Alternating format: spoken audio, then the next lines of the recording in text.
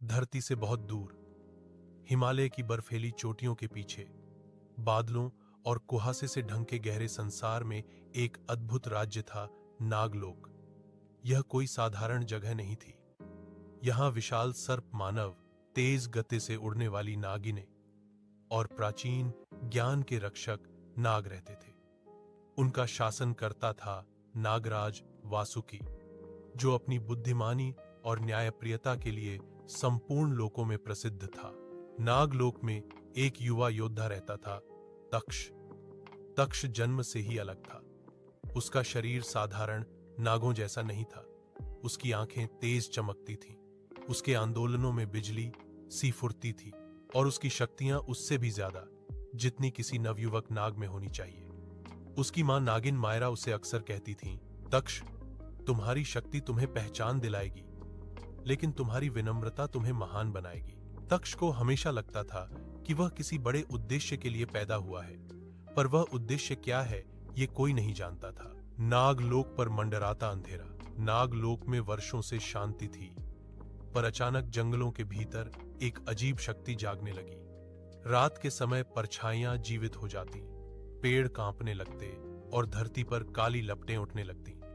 नागराज वासुकी समझ गए कि यह कोई साधारण घटना नहीं। कई दिन बाद खबर आई कि नागलोक की सीमा पर बसे प्राचीन काले गुफानुमा क्षेत्र काल गर्त में से कोई शक्तिशाली दानव मुक्त हुआ है। उसका नाम था अंधक। अंधक कभी नागलोक का रक्षक हुआ करता था। वह पहले उजाले की शक्ति का धारक था, पर सत्ता की चाह में उसने काले जादू का रास्ता चुना और स्वयं दानव बन गया। नागराज ने उसे हजारों साल पहले काल गर्त में कैद कर दिया था और अब वह वापस आ चुका था। नागराज वासुकी ने सभी योद्धाओं की सभा बुलाई। बड़ी बड़ी नागों की पूंछें पत्थर के फर्श पर फिसल रही थीं। चारों ओर सांपों के फुफकारने की आवाज गूंज रही थी। नागराज ने कहा, हमारा लोक खतरे में है। किसी को काल गर्त की ओर जाना होगा और अंधक की शक्ति को रोकना होगा। पर कोई आगे नहीं बढ़ा। अंधक की ताकत सुनकर हर योद्धा हिचक रहा था। तभी तक्ष ने कदम आगे बढ़ाया। उसकी आवाज शांत पर दृढ़ थी। महाराज, मुझे जाने दीजिए। मैं काल गर्त जाकर सत्य जानूंगा। सभा में सन्नाटा छा गया। मायरा का दिल धक से रह गया, लेकिन उसने बेटे की आंखों में उद्देश्य की चमक देखी। जाओ तक्ष, नागराज बोले, पर याद रखना, शक्ति से बड़ा हथियार है सत्य। अंधक से पहली भिड़ंत काल गर्त पूरी तरह अंधकार में डूबा था। हवा भारी, ठंडी और भय की गंध से भरी हुई थी। तक्ष जब गहराई में पहुंचा तो एक विशाल छाया उसके सामने आकार लेने लगी। वह अंधक था, बर्फ सी सफेद आंखें, कोयले सा काला शरीर और फन से निकलती लाल लपटें। अंधक गड़गड़ाया, तू कौन है? इतना छोटा नाग, क्या मुझे रोकने आया है? तक्ष बोला, मैं तक्ष हूं, नागलोक का रक्षक। अंधक ने हंसकर कहा, रक्षक, तुम सबने मुझे कैद किया, मेरा साम्राज्य छीना। अब मैं तुम सबको वही दर्द दूंगा।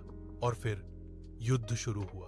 तक्ष ने अपनी पूंछ से बिजली सी तेज हमला किया, पर अंधक की काली लहरें उसकी ऊर्जा को सोख लेती। अंधक की शक्ति उसकी अपेक्षा कई गुना ज्यादा थी। तक्ष घायल हुआ, पर गिरा नहीं। उसने अपनी मां के शब्द याद किए, विनम्रता महान बनाती है। तभी उसे एहसास हुआ कि सिर्फ बल से यह युद्ध नहीं जीता जा सकता। घायल होकर लौटने के बाद तक्ष अपनी मां मायरा के पास पहुंचा। मां, मैं उसकी शक्ति के आगे कुछ नहीं कर पा रहा। वह मुझे हर बार कमजोर कर देता है। मायरा ने उसे एक पुरानी कथा सुनाई। अंधक जन्म से दानव नहीं था, वह उजाले का रक्षक था। उसके भीतर अभी भी थोड़ी सी रोशनी जिंदा है।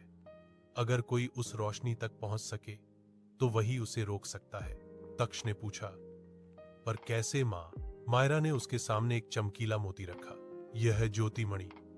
यह सिर्फ उसी के पास उजाले को जगाती है जो पूरी निष्ठा से नागलोक की रक्षा करता है। इसे लेकर जाओ। तक्ष ने प्रण लिया, मैं अंधक को फिर रोशनी दिखाकर ही लौटूंगा। अंतिम युद्ध, प्रकाश बनाम अंधकार। तक्ष फिर से काल गर्त पहुंचा, इस बार आत्मविश्वास और ज्योति मणि के साथ। अंधक गरजकर बोला, तू फिर आ गया, मौत चाहता है? तक्ष शांत रहा।